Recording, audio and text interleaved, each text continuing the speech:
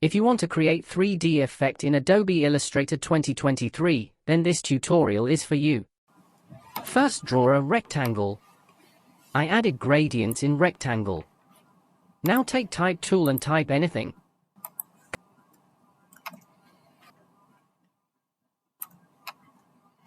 Go resize your object or text. Now go to Effect, 3D and Material and select Inflate.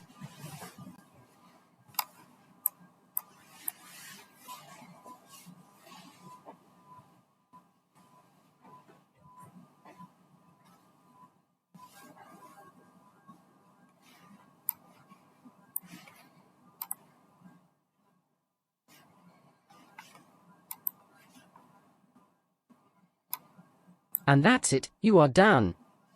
Thank you for this video. Please subscribe for more videos.